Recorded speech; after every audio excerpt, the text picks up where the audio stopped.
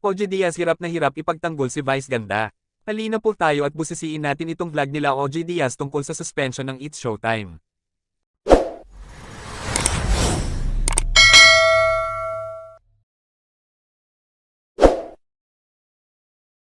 Hindi kasi di ba sa Showtime, pinapanood nyo di ba? Parang pinatugtog yung ano nga yun, pinatugtog ng DJ. Wala akong pake. Wala akong pake. Kaya sabi ni Vice, very timely. So ito naman ay inire-relate ng mga netizen doon sa walang pakialam si Vice Ganda kung ano man ang desisyon ng MTRCB. Parang ganun. Pati yun, na-i-connect doon. Oo. Tinututukan ng mga netizen kung paano nila itong i-relate doon sa naging desisyon ng MTRCB. Ang nakakaloka nito, Lloyd, no? Kaya nga binigyan ng MTRCB ng palugit o ng 15-day period ang It's Showtime o ang management ng It's Showtime para i-contest yung kanilang naging desisyon or kung pwedeng baligtarin o i-dismiss yung kanilang naging desisyon na patawan ng suspension ng 12 airing days ang It's Showtime. Pwedeng umapila. Umapila. Para ma-reconsider. Oo. Diba? Pero nga na, gaya na sinabi mo kanilang tutok, mukhang talagang ang daming nakatutok sa Showtime na yun. Oo, kasi lalo na, sinasabi nga ng iba, ay naku, pinasikat niya lang lalo ang Showtime dahil nga dun sa sa suspension na yan. Mas lalo na curious yung mga tao kung anong show today and siguro sa mga dadating na araw. Oo. Kaya nga, Kuya, sa palagay mo matutuwa yung MTRCB sa pagpaparingin ni Vice? May mga nagko-comment din ng ganun, Nay. actually nababasa ko din yan. Oo. Alam mo makakasagot niyan, si Vice Ganda. Kasi pwede namang sabihin ni Vice na hindi siya nagpaparingin.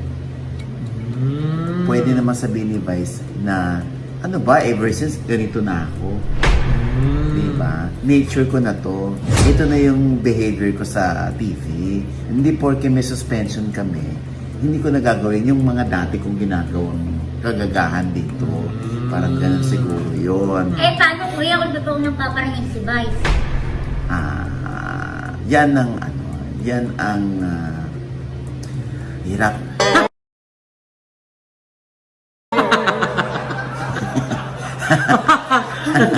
Hindi. Sana hindi. Sana hindi. Kasi ako naniniwala ako na pag may mga ganyan, pwede naman ding ilaban yan. So habang inilalaban mo, yung feeling mo ay wala tayong nilapak. Pwede naman ding yung Kuya, hirap ka, no? Hirap. ito sumagot. Hindi, kuya. Sana kasi kuya, nagpaka-humble na lang siya. Ay, may ganun si Morena. Tapos na ayaw titirahin. Oo. Bakit si Brenda na sabi yun? Ba't tayo hindi? Oo nga. Ay naku, kanya-kanya naman yan. Ako kasi naniniwala since na-handle ko na si Vice, ganyan talaga siya ever since. Ano siya? Ganyan talaga siya. Yeah? Hindi kasi si Vice, pag Kuya, hirap talaga pa. Hirap pa talaga ako. Kuya. So as you were saying, yun na nga. Ganun talaga si Vice. Yun, mami-misinterpret pa ng iba. Yun yung kanilang interpretation. oo nga, tsaka kung regular po kayo nanonood ng Showtime, alam niyo na minsan si Meme, di ba, may mga binibitawang gano'n, may kabig naman agad na charot, may mga gano'n naman siya. Kung Gen Z thinking yung aking paiiralin. Ako, Gen Z thinking. Wow. Oo. Hindi ko naman, parang I did not find it, malaswa. Ako din wala. Ako nga, pag napag-uusapan ng mga friends yung issue, lagi kong tanong, is there any other way to eat the icing? Other than your finger, kung wala ka namang spoon and fork? Yeah, Di but, ba? oo nga Yun namang point naman ng MTRCB, kasi may mga bata dito. Nandoon na na-witness yun. Kasi nga, ang masaklap, kapag bading ang gumawa, may meaning. bang usapin ito. No? At sana ay ma-justify ng kampo ng It's Showtime yung kanilang stand na wala silang violation na ginawa at wala silang nilabag na batas. Diba? At the end of the day, ang purpose naman nating lahat ay, syempre ang MTRCB ay para pairalin yung pagiging guardian nila sa mga televiewers, lalo na sa mga kabataan, at sa Showtime naman para magpasaya. Hi, kuya. Lazy pa.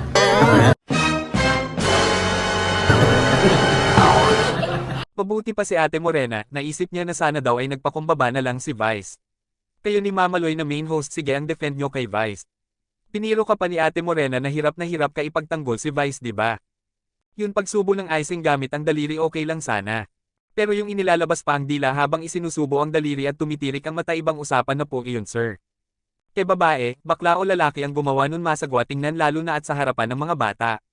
Noong birthday ni Manay Christie, dumalaw ka sa vlog niya, makikita doon na ginawa din mismo ni Wendell yun, ipinahid niya sa icing ng cake ang daliri niya at tinikman ito, pero doon wala ako nakitang mali siya. Kasi nga hindi naman kagaya ng kina Vice at Ayon na meron pang labas dila at tirek mata. Anong Gen Z pinagsasabi mo? Pamon man pa, katotoo ka nga. Mahigit 50 ka na. Kaya ka nga di magkanda o gaga sa kaiisip ng sasabihin dahil sa hindi talaga kaaya-aya ginawa nila Vice at Ayon, di ba? Yan nga ang problema kay Vice, di niya mabago yung estilo ng comedy niya. Iba ang pang-comedy bar sa TV. Doon sa bar pwede siyang mambalahura ng tao at kung ano pang kababuyan gusto niya gawin. Sa TV iba dapat. Madami naman comedian host na galing ng comedy bar pero sa TV iba style nila. Magbibigay pa ba ako ng ehemplo? Gaya nila Alan Kay, Pu, Pokwang, Ate Gay, at iba pa. Kakaiba lang talaga yang si Vice, siya lang ang hindi binago ang estilo, masama pa nito hinayaan ng istasyon ng telebisyon. Sa concert niya, ganun pa din, nang balahura pa din ng ibang tao. Kagaya ni Jessica Soho, huwag mong sabihin na walang mga kabataan na nanood sa concert niya. Yun pag dirty finger nila ni Ayon habang naghahalikan sa harapan ng audiences sa huling concert niya, tama pa din ba? Abay yun, mga tao naghiyawan pa at nagpalakpakan. Daig pa sila ng ibang aso nagagalit kapag nag-dirty finger sa harapan nila. Ngayon hindi mo na siya masita, kasi hindi na ikaw ang manager niya.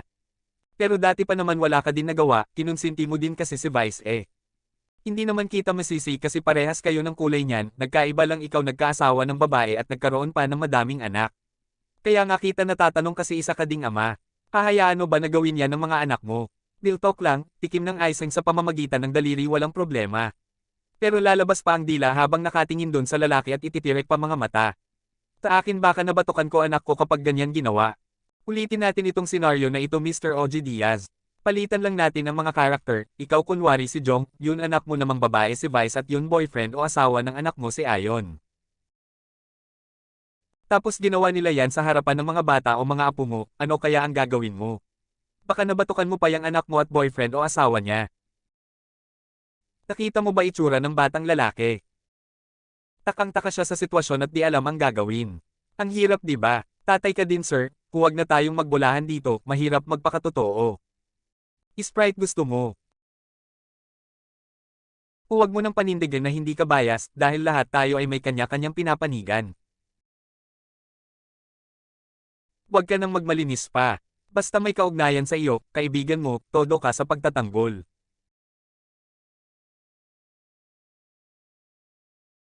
Bakit si Liza Soberano na dati mong alaga hindi ka yata ganyan, pinaparinggan mo pa nga sa mga vlogs nyo, di ba? Sarili mong kasamahan dyan sa vlog nyo kinakantsawan ka na hirap kang pagtakpan o bigyan katwiran ginawa ni Vice, di ba? Ito pa isang example ng dirty finger na ginawa ni Vice sa show ng It's Showtime. Bagamat humingi siya ng dispensa dito sa nangyari, ay dapat bang ginagawa yan sa harapan ng camera at may mga audience pa sa studio nila? Pwede naman na sa dressing room na lang nila yan pinaggagawa yung sila-sila lang ang tao. Sa vlog mo kasi halatang halata na nahihirapan ka bigyang katwiran yung ginawa nila. Sana hindi mo na lang ipinilit, nagmukha ka pa na trying hard, dinaig ka pa talaga ni Ate Morena. Bilang isang ama, parang ang pangit na makita ng anak mo yung pinagtatanggol mo pa si Vice, kinukonsinti mo.